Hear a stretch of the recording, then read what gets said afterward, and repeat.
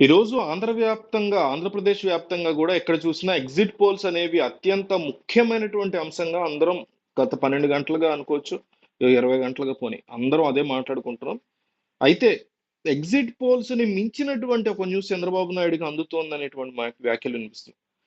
అంటే దేశవ్యాప్తంగా మళ్ళీ మూడోసారి ప్రధాని అవ్వడానికి కావాల్సినటువంటి సీట్లు బీజేపీయే సొంతగా గెయిన్ చేసుకునే పరిస్థితుల్లో ఎన్డీఏ ప్రభుత్వం బీజేపీ ఉన్నా కూడా చంద్రబాబు నాయుడు యొక్క విషయంలో బీజేపీ ఇప్పుడు చాలా పాజిటివ్‌గా ఉన్నట్టు తెలుస్తుంది. సౌత్ ఇండియాలో కర్ణాటక అనండి, తమిళనాడు అనండి, కేరళ అనండి, ముఖ్యంగా తెలంగాణ ప్రాంతంలో ఎదిగేటువంటి క్రమంలో అనేక విషయాల్లో చంద్రబాబు కూడా ఎన్డీఏ భాగస్వామిగా ఇన్వాల్వ్ అవ్వబోతున్నారు అని. అంటే మీకు రేపొద్దున సౌత్ ఇండియాలో ఎదగాలి అంటే ప్రతిదానికి బీజేపీ పెద్దలు, అమిత్ షా, నరేంద్ర మోడీ ఇట్లా ఇక 24 గంటలు వాళ్ళు అదే పని మీద ఉండలేరు కదా! ఏ రాష్ట్రానికి ఆ రాష్ట్రానికి ఉన్నారు నాయకులు. తమిళనాడుకి అన్నామలై ఉన్నారు.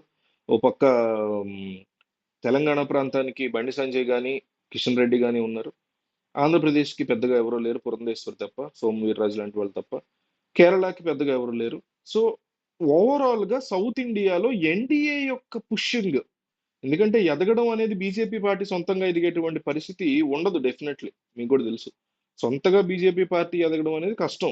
ఓన్లీ కర్ణాటకలో, తెలంగాణలో సాధ్యం గానీ, కేరళలో సాధ్యం గాదు. తమిళనాడులో ఆబ్వియస్‌లీ సాధ్యం గాదు. ఆంధ్రప్రదేశ్‌లో అసలు సాధ్యం గాదు.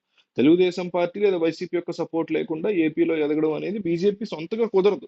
బట్ ఎన్డీఏ భాగస్వామ్యాలను పెంచుకోవడం. ఇప్పుడు ఈ రోజు కొద్దిసేపటి క్రితం వచ్చింది రిజల్ట్. అరుణాచల్ ప్రదేశ్‌లో ఎన్డీఏ భాగస్వాములతో కలిసి ప్రభుత్వాన్ని ఫార్మ్ చేయబోతుంది బీజేపీ. థంపింగ్ మెజారిటీతో అక్కడ అసెంబ్లీకి గెలిచారు బీజేపీ వాళ్ళు. చాలా పెద్ద విక్టరీ ఇది. సో, అట్లాగే మిగతా ప్రాంతాల్లో కూడా ఖచ్చితంగా గెలవాలి. సరైనటువంటి ఎన్డీఏ భాగస్వాములు పెట్టుకొని గెలవాలి. తద్వారా సౌత్ ఇండియాలో ఒక స్ట్రాంగ్ లీడర్‌ని, అంటే బీజేపీకి ఇంటర్నల్‌గా పనిచేసి పెట్టగలిగేటువంటి చంద్రబాబు లాంటి వ్యక్తుల కంటే బెస్ట్ ఆప్షన్స్ వాళ్ళకి ఎవరుంటారు? ఎన్డీఏ ఉన్న భాగస్వామ్యంలో సౌత్ ఇండియాలో. సో, చంద్రబాబుని సౌత్ ఇండియాలో ఒక ఇంటర్నల్ పనులు ఎన్డీఏకి సంబంధించినటువంటి గ్రోత్ కోసం ఉపయోగించుకోవాలని నరేంద్ర మోడీ ఆలోచిస్తున్నారని, దానికి సిద్ధంగా ఉన్నారని, ఎగ్జిట్ పోల్స్ తర్వాత నిర్ణయం తీసుకున్నారని. అంతేకాకుండా అన్నిటికంటే బిగ్ గుడ్ న్యూస్ ఏంటంటే కేంద్రంలోని మినిస్ట్రీల్లోకి, యూనియన్ మినిస్ట్రీల్లోకి తెలుగుదేశం పార్టీ నాయకుల్ని తీసుకోవడానికి గతంలో ఎట్లయితే అశోక్ గజపతిరాజు లాంటి వాళ్ళు ఉన్నారో అట్లా తీసుకోవటానికి సిద్ధపడుతున్నారు అనేటువంటి మాట చాలా స్పష్టంగా క్లియర్ కట్ గా తెలుస్తుంది.